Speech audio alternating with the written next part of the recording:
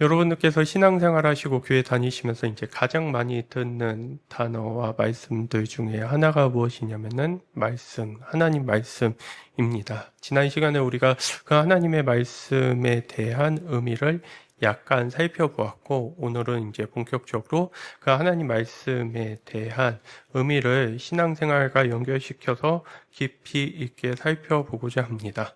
중요하다는 것은 알아서 맨날 말씀 하는데, 도대체 그게 무엇이 중요한지에 대해서 우리가 서로 논의해 보자라고 하면은 무슨 말을 해야 할지 잘 모르실 때를 겪어보셨을 것입니다. 그러한 과정 속에서 오늘 본문에 있어서는 그 말씀의 중요성이 뭐와 연결되어 있는지를 아주 잘 드러내주고 설명해주고 있습니다. 1장 20절의 말씀을 보시면 이렇게 나타나 있습니다. 여러분이 무엇보다도 먼저 알아야 할 것은 이것입니다. 아무도 성경의 모든 예언을, 여기에 당시에 이제 말씀으로는 구약 성경이 되겠죠. 그 성경의 모든 예언을 제멋대로 해석해서는 안 된다고 얘기합니다. 이 말씀의 의미를 알기 위해서 이제 시대적 배경을 좀 알 필요가 있는데요. 당대 이제 복음을 가지고서 거짓된 교훈과 가르침으로 개인적인 이득을 취하려고 하는 사람들이 있었습니다. 거짓 선지자들이라고 얘기할 수 있겠죠. 이들이 하나님의 말씀을 왜곡해서 하려고 하는 일은 본래 그 말씀이 전해주고자 하는 의미와 맥락을 잘 파악해서 전달하려고 했던 것이 아니라 그것들을 사적인 유익과 욕심으로 이용했다고 하는 정황들이 이제 나타납니다. 특별히 그런 모습들은 2장에서 구체적으로 나타나 있는데요. 그러한 상황 속에서 이들의 모습을 보니 분명히 복음을 얘기하고 예수 그리스도를 얘기하지만은 예수 그리스도의 본래의 목적과 이 땅에 오신 의미와는 너무나도 멀리 떨어져 있는 이들의 모습을 보면서 도대체 무엇 때문에 이들이 왜곡되고 변질된 모습으로 나타났는지를 살펴봤더니 성경의 모든 예언을, 성경의 말씀을 제멋대로 해석하는 모습이 나타나 있다는 것입니다. 하나님의 의도와 방향성에 대해서는 전혀 고려하고 생각하지 않은 채 문자의 해석과 겉으로 보여지는 피상적인 의미를 자신을 높이고 인정받고 영향력을 가시하기 위한 목적으로 사용했습니다. 자신이 하고 싶은 말을 위해서 성경을 단지 빌렸다고도 얘기할 수 있고, 자신의 목적에 맞게 성경의 말씀의 의미를 왜곡시키고 변질시켰다는 것으로 생각할 수 있습니다. 그래서 이들은 자신들의 뜻대로, 유리한 대로, 좋을 대로 그것이 합당하냐 합당하지 않느냐에 대해서는 전혀 묻지 않은 채 이 성경 말씀을 제멋대로 사용하고 유용했다는 것입니다. 특히 여기에 나와 있는 제멋대로라고 하는 이 번역은 원래 본 성경의 원어로 보면은 자신의라고 하는 뜻을 가지고 있습니다. 임의적으로 자신의 뜻을 집어넣어서 자신의 의도를 넣어서 이 말씀들을 전했습니다. 자신의 말에 하나님의 말씀을 끼워 맞춘 거겠죠. 내가 하고 싶은 말이 있습니다. 내가 인정받고 싶은 부분이 있습니다. 그것을 인정받고 권위를 얻고 힘을 얻기 위해서 뭐를 하냐면은 성경을 보면서 그것에 합당한 근거가 될 수 있는 말씀을 찾아내는 것입니다. 하려는 일을 정해놓고 그것을 뒷받침해 줄 수 있는 근거를 찾으려고 하니 말씀이 주가 되는 게 아니고 말씀이 보조가 되고 수단이 되는 모습을 보여주었습니다. 자기가 듣고 싶은 것만을 듣고 꽂히는 부분에만 머물러 있으면서 얼핏 보면은 그게 굉장히 영성 있고 영감 있는 성경을 읽는 방식 같지만 그렇지 않습니다. 이들은 스스로의 의지와 자신들의 느낌, 자신들의 의도의 순수성과 그 의도의 순수성에 대한 확실한 신념을 통해서 말씀을 그 누구보다도 신봉하고 제대로 믿고 있는 것 같지만 이러한 자의적인 해석은 하나님의 선하심과는 아무런 상관이 없습니다.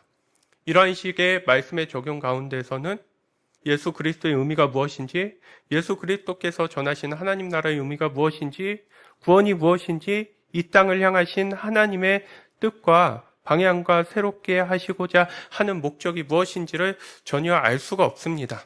이러한 식의 성경을 읽고 적용하는 방식은 철저히 개인의 욕망과 탐욕만 남아 있을 뿐입니다. 그래서 이들은 자신들이 가지고 있는 갖가지 목적을 위해서 말씀을 왜곡시키고 변질시키면서 그것을 적용했습니다. 의도를 숨기고 그리고 그 숨은 의도를 이루기 위해서 자기가 하고 싶은 방향으로 말씀을 이용했던 이들의 모습은 제멋대로의 모습이었고, 흡사 이 모습은 하나님의 말씀이 전혀 이들에게는 남겨지지 않는 것과 같았습니다. 말씀을 제멋대로 해석한다라고 하는 것도 결국 어느 정도의 말씀을 알고 관심을 둬야 가능한 일인데, 이것조차 모른다라고 하면은 이 제멋대로 해석은 어떻게 일어날까요? 한국 사회에서는 목소리가 크고 잘 우길 수 있는 말이, 사람의 말이 대체적으로 큰 힘을 갖고 영향력을 갖습니다. 그래서 우리는 그냥 말씀을 앞에 세워다 두고 뭐 할 수 있습니까? 큰 목소리를 내고 어깃장을 내고 억지를 부리지만 그 억지 부리는 것을 교정할 수 없을 정도의 강력한 모습으로 보여줬을 때 우리의 의견을 관철시킬 수 있고 우리는 그런 식으로서 대화를 이뤄갈 수 있겠지만 거기에 하나님의 말씀이 담겨져 있다고 할 수 없습니다. 성경에 나와 있으니까 내 말이 맞지라는 식은 자신의 말의 권위를 높이기 위해서 성경을 가져다 이용했을 뿐입니다. 그것은 믿음이라고 할 수도 없고 그 다음에 주를 신뢰한다고도 말할 수 없습니다. 자신을 높이지 못하는 말씀이라고 한다면 정반대의 일이 나타납니다. 자신에게 유익이 되지 않고 불리하다고 하면은 우리는 그 말씀을 가감히 배제하고 도려냅니다. 마치 없었던 것처럼 여기고 그것들을 우리 가운데서 지워버립니다. 자신의 주장을 위해서 성경을 증거 자료로 활용하려고 하는 모습은 때에 따라서는 그렇게 말씀을 제시하는 방식으로, 때에 따라서는 말씀을 감춰두는 방식으로 나타납니다. 거짓 선지자들은 말로는 하나님 말씀 했지만 이들은 전혀 하나님의 말씀처럼 여기고 받아들이지 않았습니다. 철저한 자의적이고 자신을 위하고 자신에게 유리한 해석이라고 하는 것을 이루기 위해서 하나님 말씀이 가지고 있는 형식과 권위만 이용했을 뿐이지 그 말씀의 내용을 붙잡고서 고민하면서 살아가려고 하는 모습이 나타나지 않았습니다. 우리도 신앙생활을 하면서 부족한 나의 모습을 보충하고 사람들로부터 무시받지 않고 인정받기 위해서 하나님의 말씀을 이용할 수 있습니다. 목회자도 충분히 그러한 방식으로 설교할 수 있고 우리도 함께 하나님의 말을 한다고 하지만 그러한 방식으로 관계를 맺을 수 있습니다. 자신들에게 있어서 부족하고 모순적인 모습을 빠져나갈 방식으로 주장하는 그러한 하나님의 말씀 안에서는 진정한 의미와 생명이라고 하는 것, 사람의 마음과 생각과 삶을 움직일 수 있는 능력을 갖추기에는 역부족일 것입니다. 하나님의 말씀을 통해서 우리에게 알려주시고자 하는 일은 하나님의 말씀이 나를 구성하고 만드는 일입니다. 내가 그 말씀 안으로 들어가서 내가 알고 있던 세계가 재정립되고 다시 창조되는 일 속에서 그 전에 봤었던 세상과 그 말씀을 알고 하나님의 말씀으로 받아들이면서 기준을 세우고 난 이후에 세상은 다를 수밖에 없는 세상이 됩니다.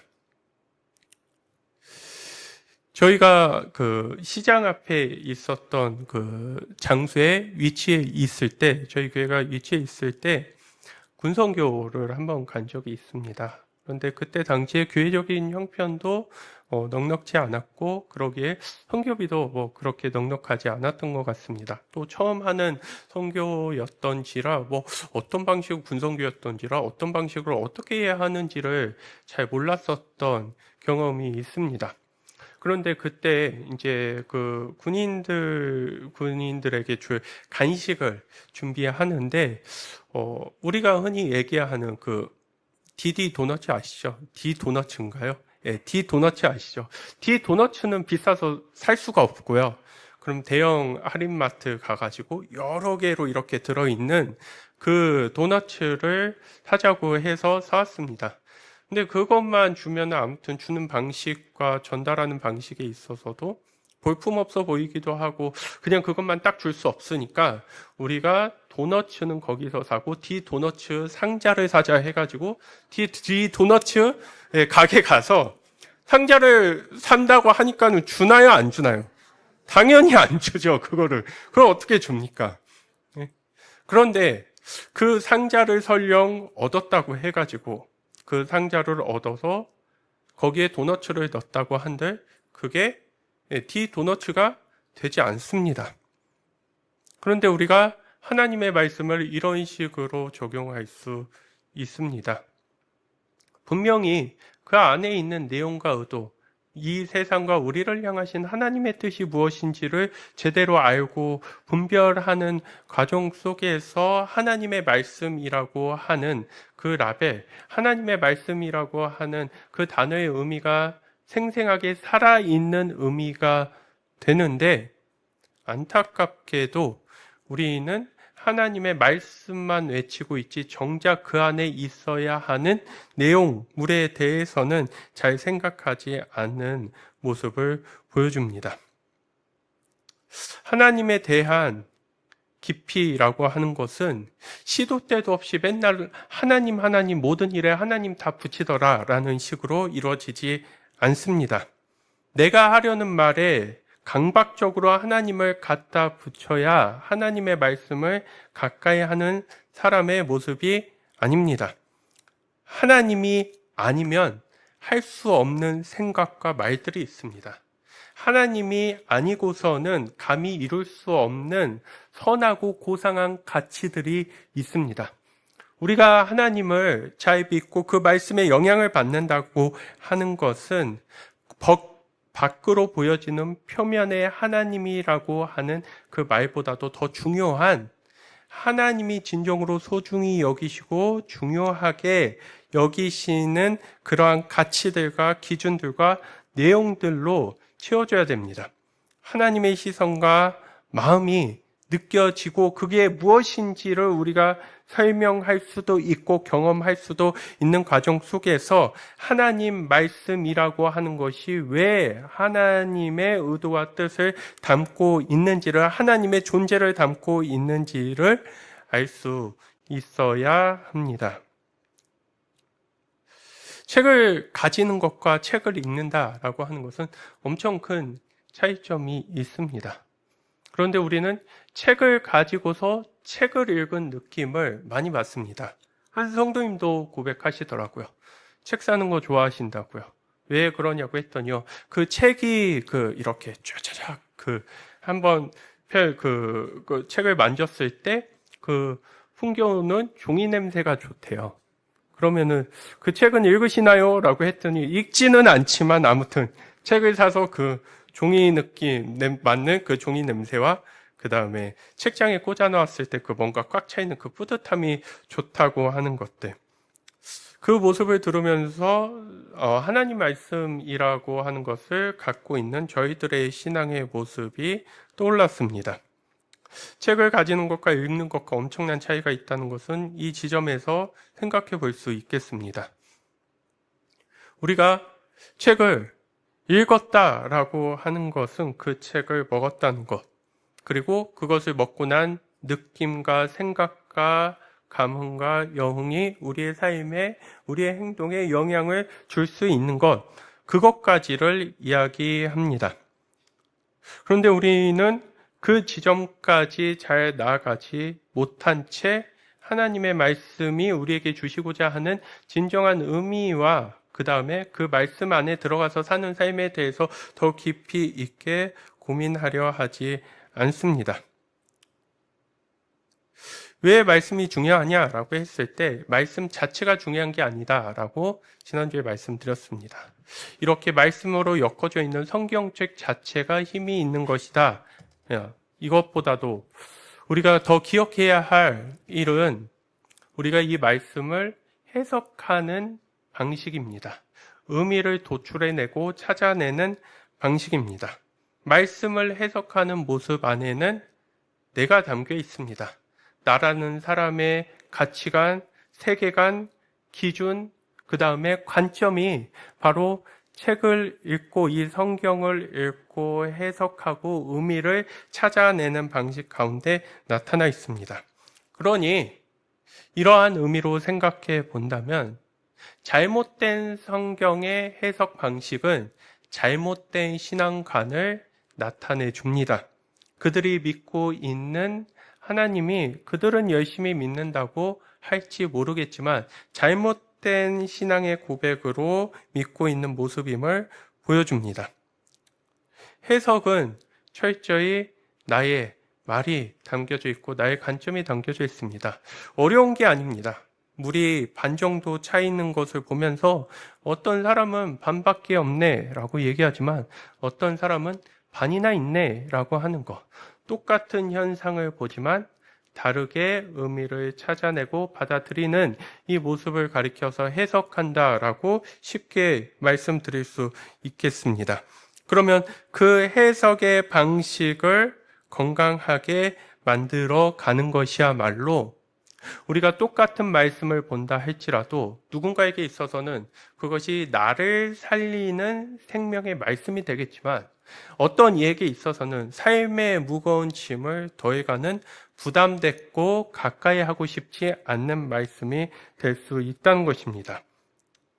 성경을 바르게 보면서 의미를 건강하게 찾아보는 방식은 또한 사람의 의도와 속내를 파악하고 사건과 세상을 바라보고서 갖게 되는 생각에도 분명한 영향을 미칩니다.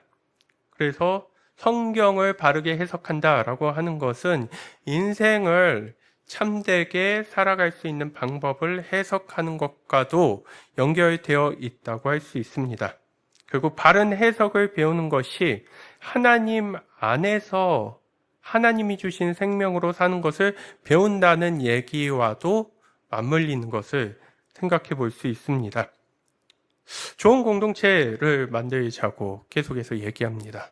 좋은 공동체를 만들자라고 하는 것은 우리에게 주어진 삶을 하나님께서 기뻐하시는 방향을 쫓아서 아름답게 이뤄가자라고 하는 말이 되기도 하지만은 말씀을 바르게 해석하고 적용하는 공동체를 만들자는 이야기와도 맞물립니다. 여러분들께서는 아시겠지만 우리에게 주시는 단순한 설교 말씀을 넘어서 이런 바른 해석 방법을 여러분들에게 어떻게 해서든지 장착하고 알려드리도록 하기 위해서 매일 성경을 묵상하자고 합니다. 그 매일 성경을 묵상하는 과정 속에서 원래 가지고 있던 성경의 말씀의 의미가 이거였구나 라고 하는 것을 알게 되고 그러면은 이 의미에 맞춰서 내 인생을 해석해보자. 내 인생을 깊이 있게 들여보자. 이것이 무엇이라는 것이죠? 이게 묵상이라는 것입니다.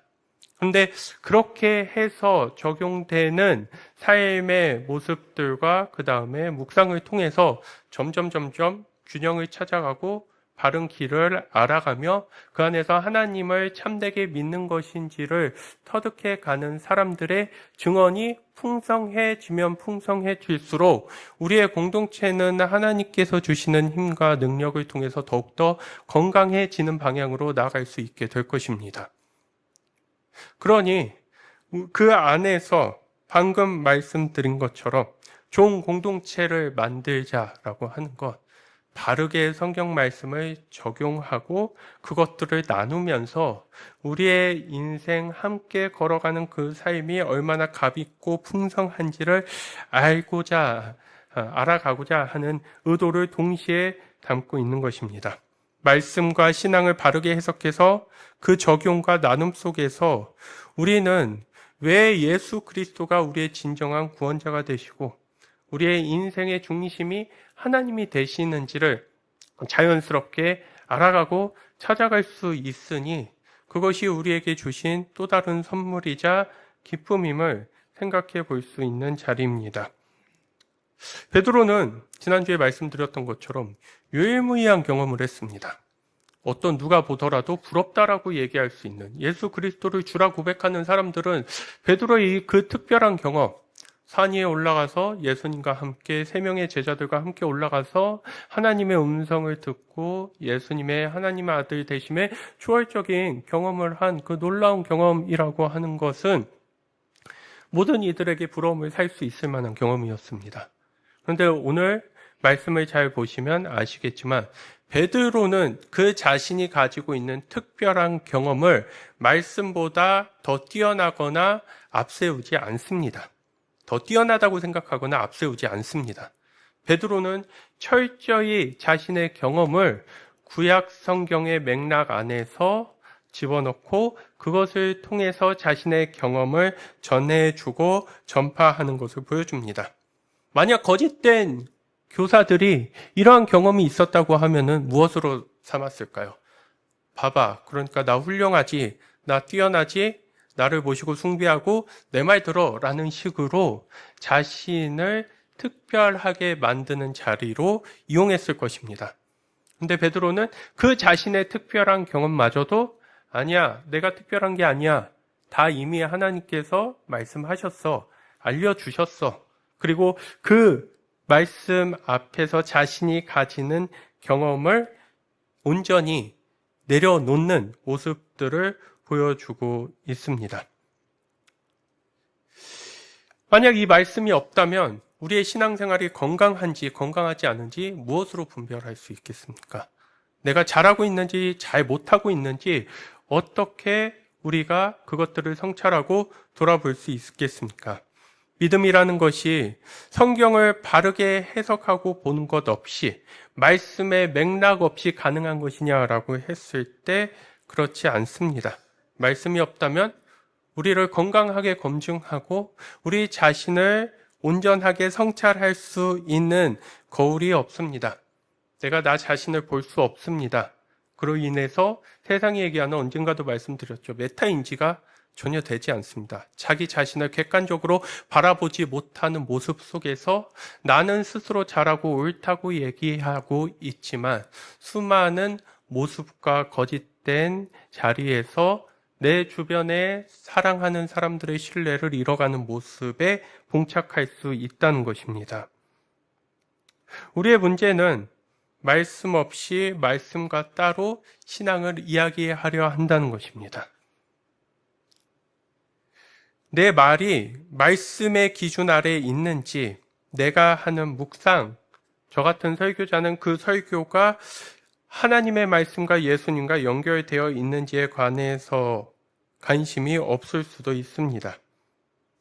그 과정 속에서 말씀보다 항상 내가 옳다고 생각하는 것이, 내 감정이, 나의 취향이, 내가 선호하는 것이 하나님의 말씀보다도 앞섭니다.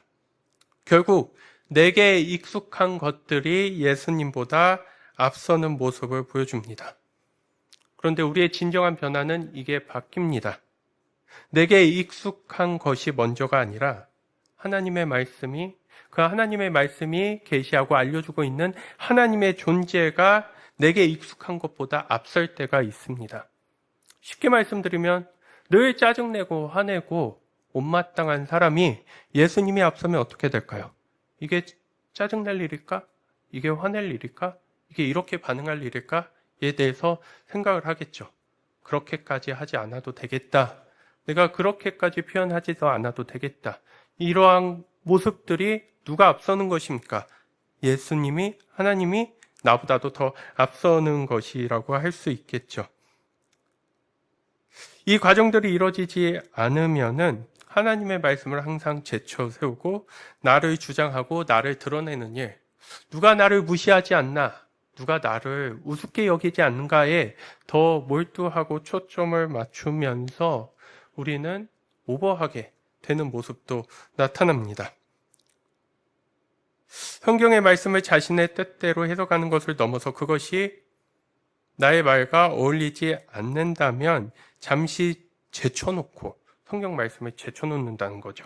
나에게 유리할 것 같으면 다시 가져다 오면서 결국 말씀 앞에서, 오늘 설교의 제목처럼 말씀 앞에서 내가 하고 싶은 말만을 하는 그러한 우리의 교회는, 공동체는 시들어가고 병들어 갈 수 있다는 것을 기억해 볼 수 있으셔야 됩니다.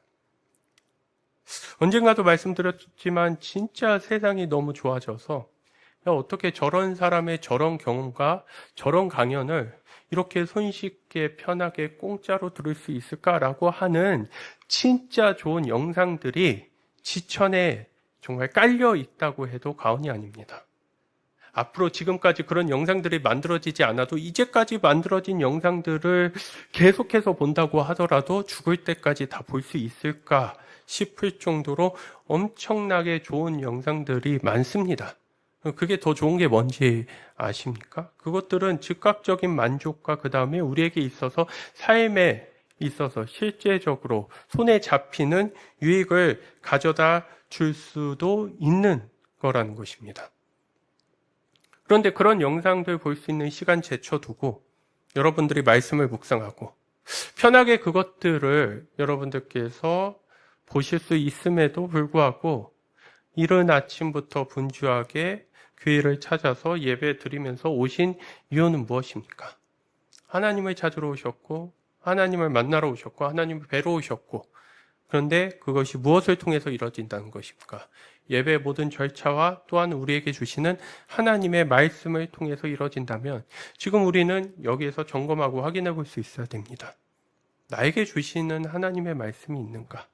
나의 심장과 나의 영혼 가운데에서 울림이 있고 나로 하여금 고민하고 생각하게 만드는, 돌아볼 수 있는 하나님의 말씀이 없다면 우리는 우리가 갖는 신앙의 진정한 의미를 찾기 굉장히 어려울 수밖에 없을 것입니다. 이것을 건강하게 해석하는 게 없다면 우리는 끝내 말씀을 옆에 두고 나의 옳음을 얘기하고 나를 주장하고 그것으로 진리를 판단하고 왜곡하는 일도 불사할 것입니다. 그렇기 때문에 우리는 끊임없이 그 하나님의 말씀 안에서 하나님을 찾고 하나님을 본받고 하나님을 알아가는 일이 무엇인지를 배울 수 있어야 됩니다. 바른 해석, 결국 오독하지 않게 바르게 의미를 찾아가는 것은 스스로 강한 확신과 흔들리지 않는 확고한 신념을 가지는 것을 말하는 게 아닙니다. 나에게 나오는 것 이상의 것이 없다는 것을 생각해 보시기를 바랍니다. 나에게 나오는 것으로 나를 변화시키거나 나를 새롭게 할 수 없습니다.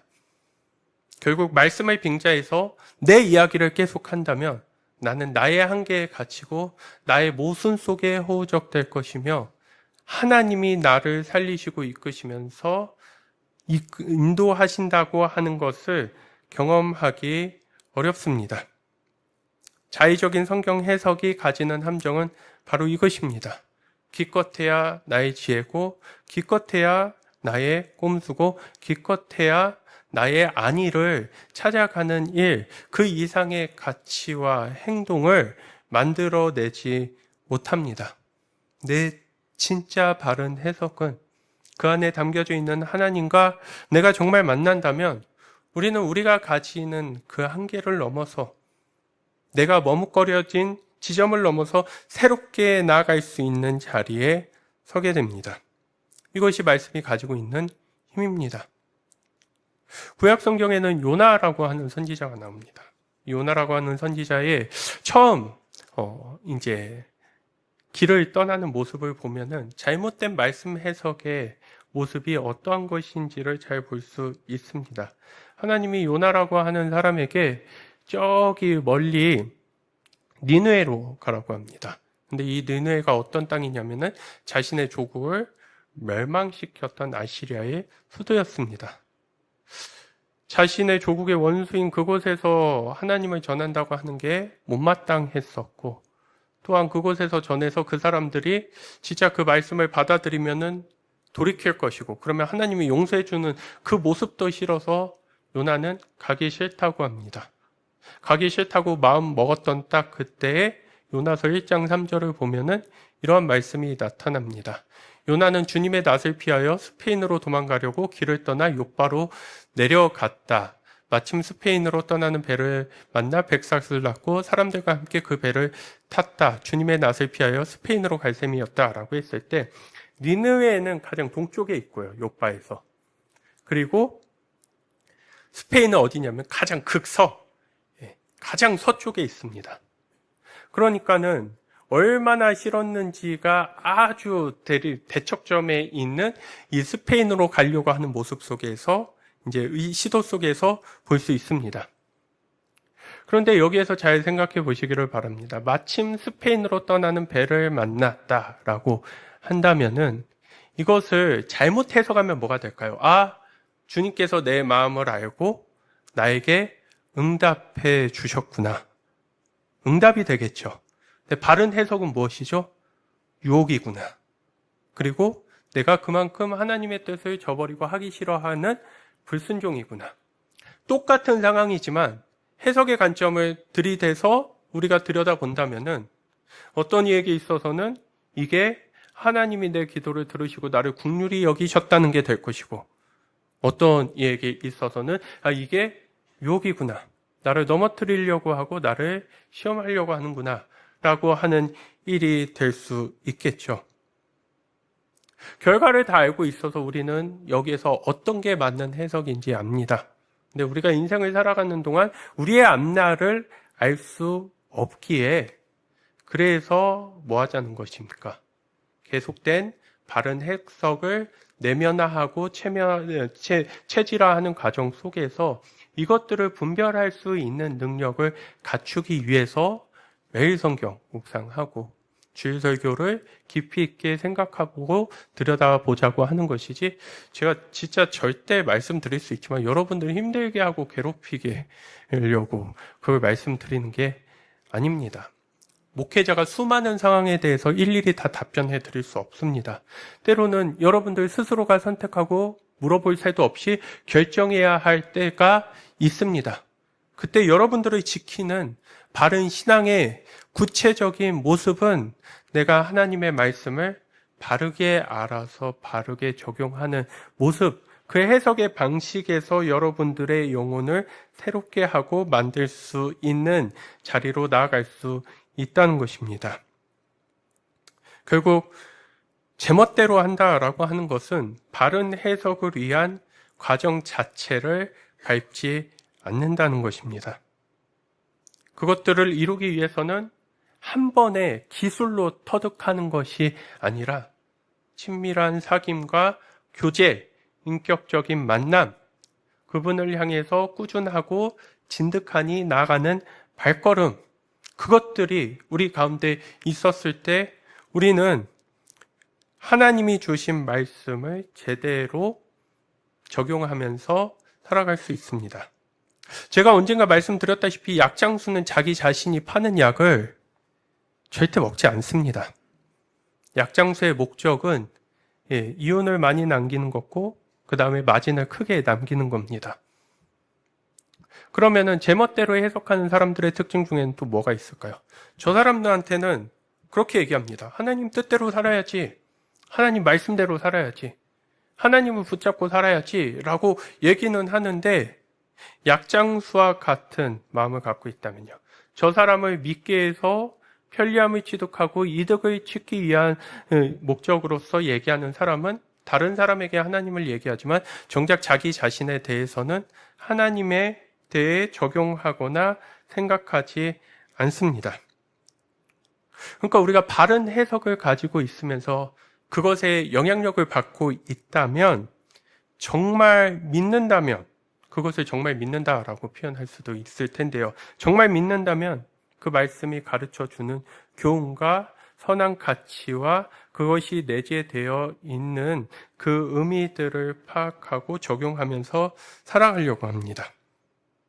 말씀의 힘은 바로 거기에서 찾아옵니다.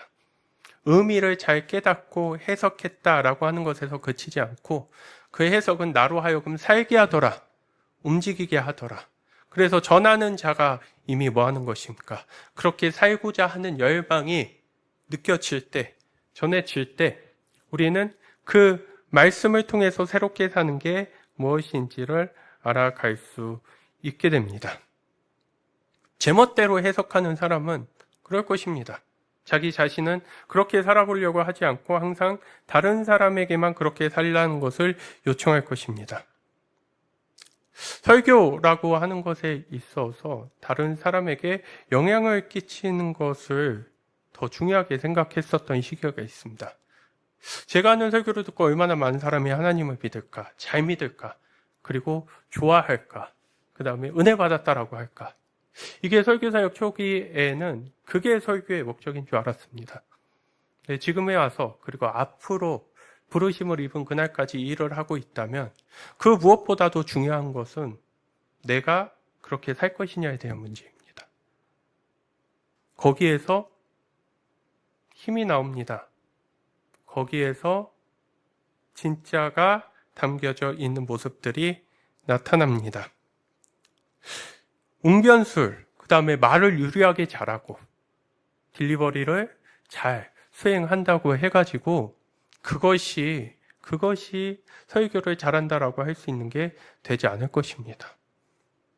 진정성은 호소하면서 힘을 주면서 얘기하는 게 진정성이 아니라, 살고 있냐? 넌 따르고 있냐? 목사님, 그러면 목사님은 그것을 정말 중요하게 여기고 그렇게 살아가고 있어요? 라고 하는 것. 그렇게 되었을 때 하나님이 주시는 힘과 능력이라고 하는 게 더 선명하게 나타날 것입니다. 저는 결혼을 잘 해서 그런지는 모르겠지만 잘했다고 느껴지는 이유 중에 하나는 아내가 눈치를 안 줍니다. 뭘 해도 눈치를 안 줘요. 안 사도 될 물건을 사도 눈치를 주지 않습니다. 잔소리 할 게 있어도 주지 않습니다.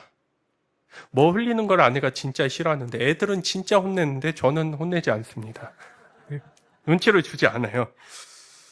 그렇게 하는데 저는 눈치를 봅니다.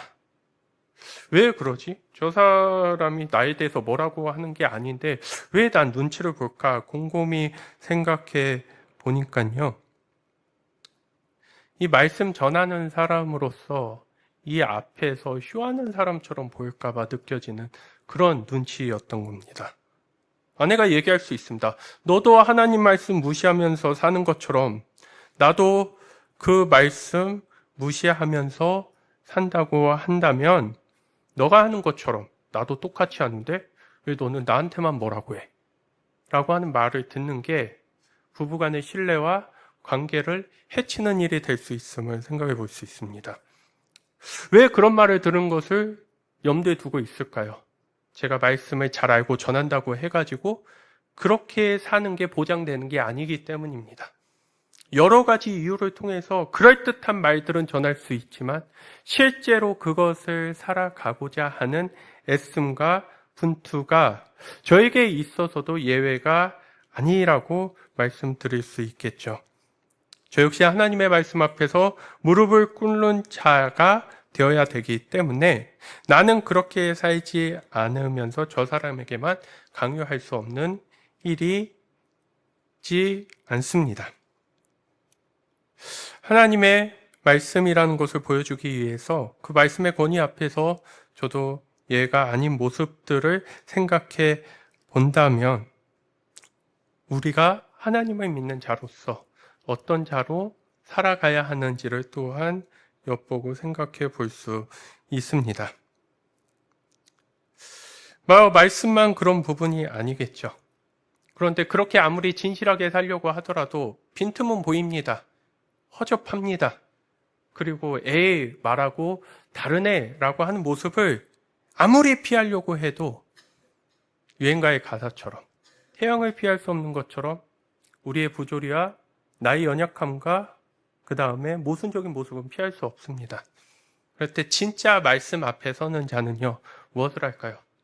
죄송합니다. 고쳐보겠습니다. 그것을 인정하고 돌이키면서 애써보겠습니다. 진정한 사과도 있고 용서를 구하는 모습이 있을 것입니다. 말씀 앞에서 산다는 것은 그것에 대한 의무를 철저히 하나도 어기지 않으면서 지킨다는 것을 이야기하고자 하는 것이 아니라 적어도 그 기준을 두고 살았을 때 우리가 말로만 얘기하는 나는 죄인이다라고 하는 그 인식이 우리 가운데에서 온전하게 건강하게 자리 잡아서 부족함을 인정할 수도 있고 잘못을 시인할 수도 있고 용서를 구할 수도 있고 자기 자신을 낮출 수도 있는 자리에 서가는 것. 말씀 앞에 선다는 것은 그러한 자의 모습을 의미하는 것입니다. 사랑은 잘못된 내용을 버리지 못하고 굳은 신념을 가지고서 그것을 얼마든지 옳다고 주장할 수 있습니다. 그런데 말씀 앞에 서는 자는 그런 고집 부리려 하지 않습니다. 그렇게 살아가려 하지 않습니다. 그래서 이들은 문자적인 의미, 자기가 좋다고 생각하는 글귀에 광적으로 꽂혀 있는 사람들이 아닙니다.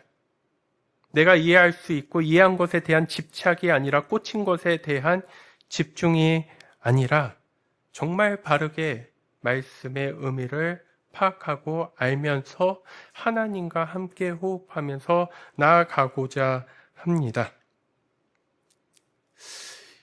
21절의 말씀을 통해서 이제 이 말씀을 정리해 보겠습니다. 예언은 언제든지 사람의 뜻에서 나온 것이 아니라 사람들이 성령에 이끌려서 하나님께로부터 오는 말씀을 받아서 한 것입니다. 예언도 마찬가지죠. 뭐로 생각했나요?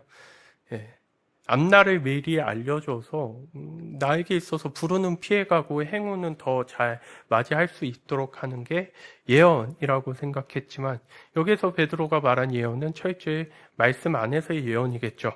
그 예언은 뭐를 알려줬을까요?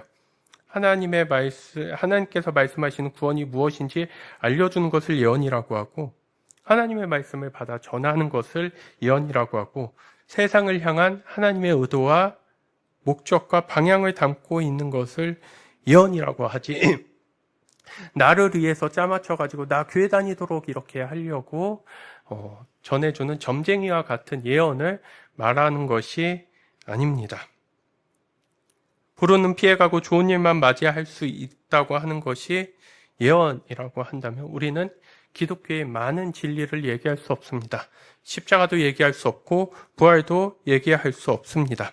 절대적인 하나님의 말씀 앞에서 하나님을 바라보고 순종하는 길 속에서 우리가 보게 되는 것은 앞으로 잘 된다라고 하는 것이 아니라 하나님이 펼쳐가시는 세상이 무엇인지를 보고 그 삶을 같이 함께 걸어가자라고 하는 초청입니다. 그래서 사람들이 성령에 이끌려서 하나님으로부터 오는 말씀을 받아서 한 것이라고 했을 때 지난 2주 전에도 말씀드렸지만 다시 생각해 보기를 바랍니다. 우리는 100년이 지나도 변하지 않을 궁극적이고 우리에게 있어서 아니 세상에게 있어서 정말 소중한 가치를 얘기하고 있나요? 교회는 그러한 일을 감당하고 있나요? 하나님께로부터 나왔다면서요. 그러면 하나님께로부터 나왔다라고 하면은 그것이 분명 좋다고 선하다고 할 수 있는 것 그리고 그것이 시대의 기류와 영향을 받아서 지금은 좋은데 나중에는 안 좋아 이런 것이 아니라 오랜 시간이 지나가도 그리스도교라고 하는 이 그리스도교가 창시된 것은 2000년 정도 되겠죠. 2000년의 세월 동안 변하지 않고 계속될 수 있는 그 가치들을 말하고 있나요? 하나님에 대해, 예수님에 대해, 성령님에 대해 얘기하는 것을 넘어서서 사랑을 얘기하고 인간을 참되게 살게 할 수 있는 정의를 얘기하고 그 다음에 그러한 소중한 가치들을 품고 살아갈 수 있는 일들에 대해서 얘기하면서 이 모든 것들이 정말 하나님으로부터 나왔구나 라고 하는 것을 우리가 경험하고 있는지 이 말씀을 통해서 다시 돌아봅니다. 중요한 게 있습니다. 교회가 중요하게 생각하고 여러분이 다루고자 하는 문제가 단순히 인생의 어려움과 고난, 현상의 문제인 것을 넘어서서 본질적이고 궁극적인 것을 다루고 있느냐에 대한 고민이겠죠. 우리 그것으로 고민한다면 사랑하는 마음이 없어서 힘들어요. 용서하지 못해서 힘들어요. 정직하고 바르게 살아야 되는데 늘 거짓말하면 내 입속만을 차리는 게 너무 괴롭고 힘들어요. 그거는 시대가 지나가고 많은 시간이 지나도 참된 인간됨과 그 다음에 하나님의 자녀의 궁극적인 모습을 꿈꾼다고 하면 여전히 고민하는 문제가 될 것입니다. 근데 문제는 뭘까요? 대중의 인기는 없고 돈이 안 된다. 이거는 있겠죠. 근데 우리는 그 삶을 향해서 나가고 그 가치를 붙들고 하나님과 함께 동행하는 자라는 것입니다. 그러한 자들에게 어떤 내용, 이러한 내용을 붙드는 것뿐만 중요한 게 아니라 오늘 본문의 말씀처럼 성령에 이끌리는 사람, 성령에 이끌려서 이 내용을 바르게 전달하고 전해줄 수 있는 자가 될 것인지에 대한 고민을 동시에 생각해 볼 수 있어야 됩니다. 성령의 이끌리심을 받아서 자신이 하고 싶은 말이 아니라 사람의 이기적이고 속된 뜻에서 나오지 않고 하나님이 세상을 사랑하고 이웃과 공동체를 사랑하는 그 방향성에서 나오는 말씀들이 우리를 이끌어 가야 우리가 하나님을 믿는 진정한 의미가 무엇인지를 알아갈 수 있게 됩니다. 잘 계산해 봐서 이렇게 하는 게 이득이 있겠다라는 식으로 하나님의 말씀을 따르는 것을 순종이라 말하지 않습니다. 진짜 순종은 무엇일까요? 십자가 앞에서의 순종이겠죠. 내게 있어서 고되고 힘들고 어려울 수 있지만 그것을 붙들고 가는 순종. 이 순종은 뭐에 이끌려야 가능한 것입니까? 하나님으로부터 나오는 말씀을 붙들고 성령님께 이끌려야 가능할 수 있는 일이라는 것을 생각해 볼 수 있습니다. 저는 여러분들이 단순히 좋은 내용을 품고 매일 성경을 들고 목사의 설교를 듣는 데에서 그치는 것이 아니라 하나님의 영의 이끌림을 받아서 그것을 적용하고 생각할 수 있는 삶으로 나아가 보셨으면 좋겠습니다. 그것이 왜 진리가 되는지를 여러분들이 실제 살아가는 인생과 생활 속에서 찾아보시면 그것이 참으로 의미 있고 복된 일이라고 말씀드릴 수 있겠습니다. 말씀을 정리하면서 저희는 분명한 과잉의 시대에 살고 있습니다. 모든 게 다 넘쳐 흐릅니다. 그 넘쳐 흐르는 세상 속에서 뭐 해야 됩니까? 하나님의 말씀을 선택해야 하고 집중해야 합니다. 그리고 그 말씀을 우리가 간직하면서 살아보는 일까지 나아가야 합니다. 우리가 나를 위한 말씀 앞에 서는 것이 아니라 하나님을 바라보며 그 하나님께로 나아갈 수 있는 말씀 앞에 서보셨으면 좋겠습니다. 그리고 그것들을 통해서 기도하고 묵상하면서 우리가 믿는 신앙이 종교의 한 영역이 아니라 내 존재와 인생 전체에 영향을 끼칠 수 있는 일이라는 것을 알아가면서 하나님을, 예수님을, 성령님을 우리의 진정한 주인이자 왕으로 고백하실 수 있는 우리 용답교회 성도님 되시기를 주님의 이름으로 축원드립니다.